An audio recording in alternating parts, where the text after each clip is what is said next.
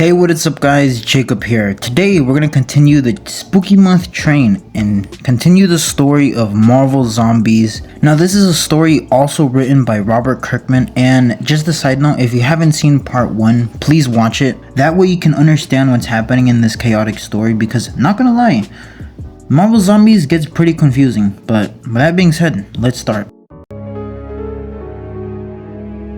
The story continues with a 40-year time jump, and the Marvel Zombies have eaten everything in the entire universe. And we have an interesting cast of crew with Thanos, Gladiator, and even Dark Phoenix being added into the mix. You know, this is very interesting, the fact that they got Thanos. I mean, could Thanos have gotten the Infinity Stone and potentially ended the whole virus? You know, seeing how they ate Galactus, I don't see how that would work with the Infinity Stone, but hey, it's just a thought. With the zombies being unsure of what to do next, some of them even blame each other for the lack of food, others thinking of a plan to do next. With no other options, the remaining zombies plan to go back to Earth to find the destroyed multiversal portal Magneto had destroyed, which was created by Reed Richards. Hopefully look for a way out and, you know, find more food. Back on Earth, a boy finds a decapitated head of Hawkeye, which was cut off during the battle between Magneto and the zombies. It's revealed to us that the remaining survivors created a mini civilization of a new Wakanda to keep things at a normal and overall repopulate the world, with Black Panther as the leader of this mini civilization. It's also noted that the civilization here is struggling with population control. Also, they gotta deal with the Acolytes, which is a faction that's slowly brewing in this little civilization, which is kind of insane because during humanity's darkest hour, they still find a way to fight against each other. That's when they bring the decapitated head of Hawkeye, and it's revealed here that when the zombies don't eat after a long time, they go back to normal. They are almost human. Only they're just decaying, with the memories of them eating people. Okay. We come back to the zombies and they're eating a living planet. Jeez. No, hold on. How is this guy eating? He doesn't even have a lower... What? This poor guy can't even fight back. And they're just eating him. Slowly but surely. Oh, that's a terrible fate. Back in Wakanda, we find out that the survivors have been doing experiments on Hawkeye, you know, trying to figure out how the zombies work and stuff. And Hawkeye is back to sort of normal. I mean, he's still a zombie, he doesn't have a head like Wasp, but he's doing fine. Back with the Acolytes, we can see that they're planning something. You know, they're trying to go rogue. Cortez, the leader, plans to have an assassination done on Black Panther. Later that night, when Black Panther tries to sleep, an assassin sneaks in trying to kill him. He ends up stabbing Black Panther in the stomach. Black Panther kicks him away, trying to stay alive. Zombie Wasp enters the room trying to save his life, knocking out the intruder. While Black Panther is bleeding out, with no other choice, the Wasp ends up biting Black Panther, trying to keep him alive. Wasp and Black Panther end up eating the intruder in front of his wife. Jeez. While the zombies continue to make their way towards Earth, Giant Man and Spider-Man begin fighting. You know, these guys, they really hate each other, to the point where Giant Man even wonders how Spider-Man made it this far. You know, they don't like each other.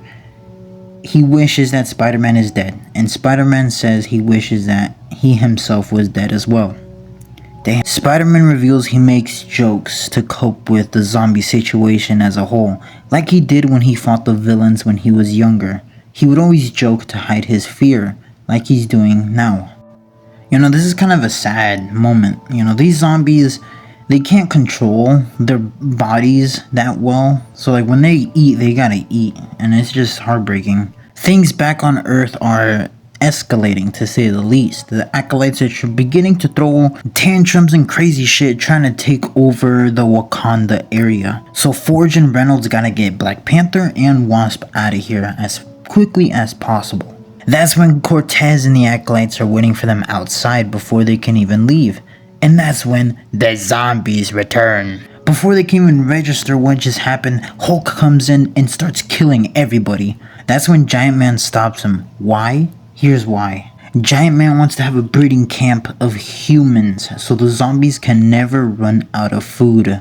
But Spider-Man's like, this is madness. You know, they were heroes once. They can't do this anymore. Then we have an all-out zombie fight with some zombies going with Spider-Man. Reynolds turns on a force field, but it ends up trapping Gladiator and the rebel zombies with the humans.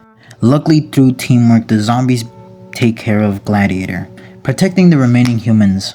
While Giant Man and the other zombies that were eating people go back to the Baxter building, they find out that the teleporter machine isn't there, the sole reason they came here in the first place. It's revealed to us that the remaining survivors have the portal, but they haven't been able to get it working. The evil zombies come back, planning to take the portal and leave this dimension, looking for more food in another dimension. Knowing their plan, the good zombies plan to make a deal. The bad zombies will go to another dimension as long as they don't attack anybody on the inside. As expected, once they lower the force field, all hell breaks loose. The zombies and the good zombies begin duking it out. The zombies break inside, and before they can eat anybody, Giant Man pauses. The hunger, the thing that drove him, is gone. One by one, the zombies are no longer hungry, and they call for a truce. But the hell with that, they've eaten everything in the entire universe. There's no redemption here. But then, the argument is broken with the Hulk entering the room. Everyone uses what they got to hold the Hulk back, trying to stop him from eating anybody else. The Hulk ends up killing Phoenix and any other hero around. Hawkeye is finished off, things are getting desperate. Iron Man is also killed, and it's really brutal. Reynolds sacrifices himself to feed the Hulk to stop his rampage. Once zombie Bruce Banner is back to his normal self, he asks the zombies to kill him, which they all collectively do. The zombies help humans rebuild Wakanda, and they bury the fallen. Now back with the portal, it's fixed, and the zombies are planning on taking the humans into another dimension so they'd be safe, while the zombies stay behind. Then it's revealed that it's Cortez who was messing up the portal way before.